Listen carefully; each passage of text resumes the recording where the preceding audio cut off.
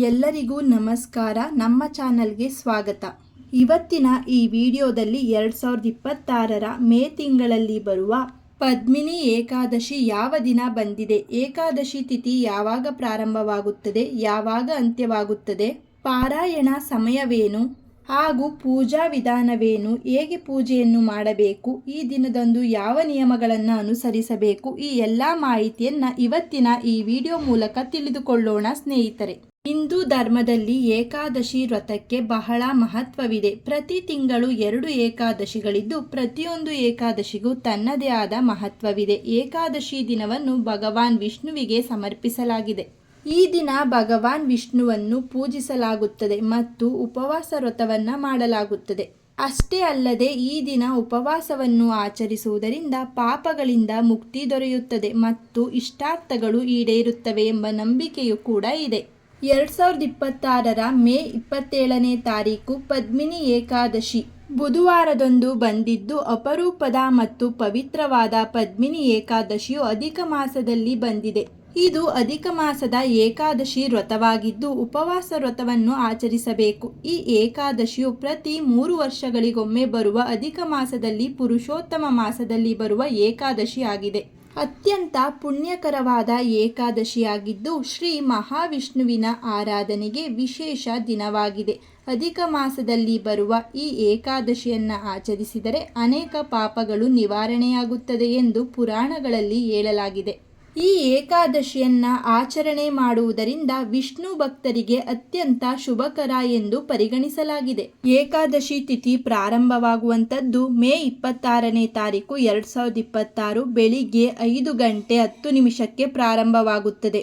ಏಕಾದಶಿ ಮುಕ್ತಾಯಗೊಳ್ಳುವಂಥದ್ದು ಮೇ 27ನೇ ತಾರೀಕು 2026 ಬೆಳಿಗ್ಗೆ 6:21 ಮುಕ್ತಾಯಗೊಳ್ಳುತ್ತದೆ.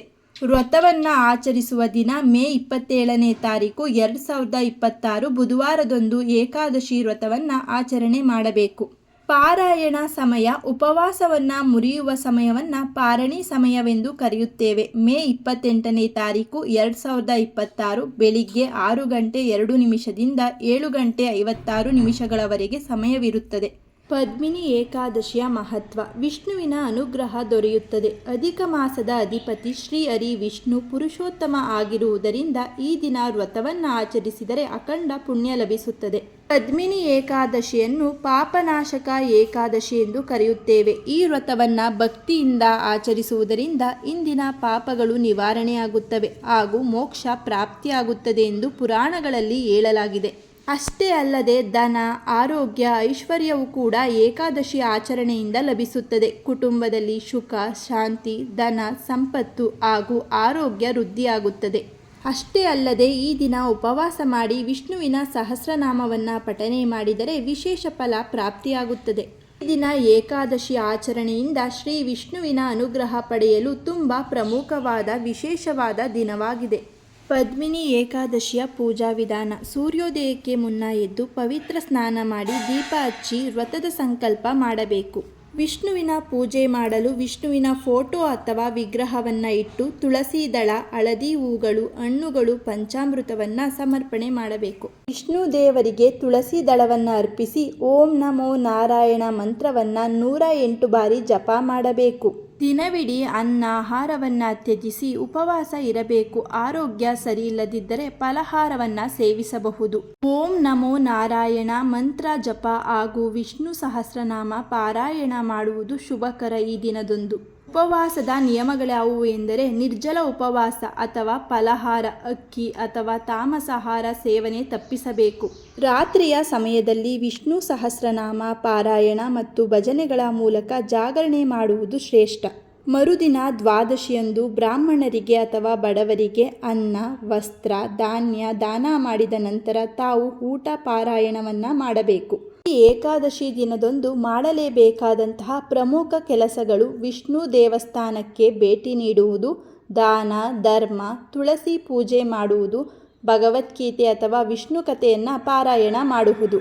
ಏಕಾದಶಿ ದಿನದಂದು ತಪ್ಪಿಸಬೇಕಾದ ಕೆಲಸಗಳು: ಅಕ್ಕಿ ಹಾಗೂ ತಾಮಸ ಆಹಾರ ಸೇವನೆ, ಅನ್ನ ಸೇವನೆಯನ್ನು ನಿಷೇಧಿಸುವುದು.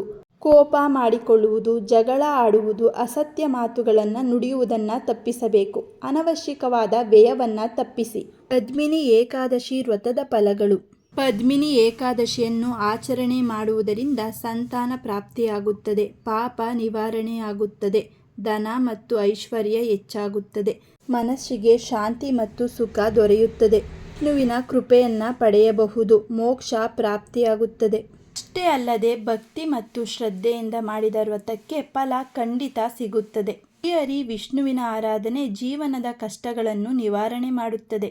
ಪದ್ಮಿನಿ ಏಕಾದಶಿಯನ್ನು ಏಕೆ ವಿಶೇಷವೆಂದು ಪರಿಗಣಿಸಲಾಗಿದೆ ಎಂದರೆ, ಪದ್ಮಿನಿ ಏಕಾದಶಿಯು ಪವಿತ್ರ ಹೆಚ್ಚುವರಿ ಚಂದ್ರಮಾನ ಮಾಸವಾದ ಪುರುಷೋತ್ತಮ ಮಾಸದ ಸಮಯದಲ್ಲಿ ಬಂದಿರುವುದರಿಂದ ಈ ಏಕಾದಶಿಯನ್ನು ಅತ್ಯಂತ ಶುಭವೆಂದು ಕರೆಯುತ್ತೇವೆ. ಈ ವ್ರತವನ್ನು ಆಚರಿಸುವುದರಿಂದ ಹೆಚ್ಚಿನ ಆಧ್ಯಾತ್ಮಿಕತೆ ದೊರೆಯುತ್ತದೆ, ಸಮೃದ್ಧಿ ಮತ್ತು ಇಷ್ಟಾರ್ಥಗಳ ಬಯಕೆಗಳು ಈಡೇರುತ್ತವೆ.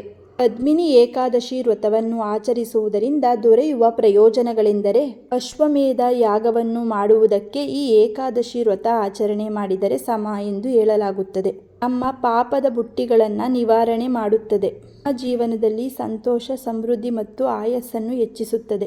ಪದ್ಮಿನಿ ಏಕಾದಶಿಯ ಬಗ್ಗೆ ಸ್ಕಂದ ಪುರಾಣದಲ್ಲಿ ಕೂಡ ಉಲ್ಲೇಖಿಸಲಾಗಿದೆ. ಅಧಿಕ ಮಾಸವನ್ನು ಆಚರಣೆ ಮಾಡುವುದರಿಂದ ವಿಶೇಷ ಫಲ ಪ್ರಾಪ್ತಿಯಾಗುತ್ತದೆ ಎಂದು. ಸ್ನೇಹಿತರೆ, ಇವತ್ತಿನ ಈ ವಿಡಿಯೋದಲ್ಲಿ 2026ರಲ್ಲಿ ಮೇ ತಿಂಗಳಲ್ಲಿ ಬರುವಂತಹ ಪದ್ಮಿನಿ ಏಕಾದಶಿ ಯಾವಾಗ ಪ್ರಾರಂಭವಾಗುತ್ತದೆ, ಯಾವಾಗ ಅಂತ್ಯವಾಗುತ್ತದೆ, ಏಕಾದಶಿಯ ಮಹತ್ವ, ಏಕಾದಶಿಯ ಪೂಜಾ ವಿಧಾನವನ್ನು ಈ ವಿಡಿಯೋ ಮೂಲಕ ತಿಳಿಸಿಕೊಟ್ಟಿದ್ದೇವೆ. ಇವತ್ತಿನ ಈ ಮಾಹಿತಿ ನಿಮಗೆ ಇಷ್ಟವಾಗಿದ್ದಲ್ಲಿ ಈ ವಿಡಿಯೋವನ್ನು ಲೈಕ್ ಮಾಡಿ, ಹಾಗೆ ನಿಮ್ಮ ಫ್ಯಾಮಿಲಿ ಮತ್ತು ಫ್ರೆಂಡ್ಗೆ ಶೇರ್ ಮಾಡಿ. ಇದೇ ರೀತಿಯ ಮತ್ತಷ್ಟು ಮಾಹಿತಿಗಾಗಿ ನಮ್ಮ ಚಾನಲನ್ನು ಸಬ್ಸ್ಕ್ರೈಬ್ ಮಾಡಿಕೊಳ್ಳಿ. ಮತ್ತೆ ಸಿಗೋಣ ಮತ್ತೊಂದು ವಿಡಿಯೋದಲ್ಲಿ. ಈ ವಿಡಿಯೋವನ್ನು ನೋಡಿದ ಎಲ್ಲರಿಗೂ ಕೂಡ ಧನ್ಯವಾದಗಳು.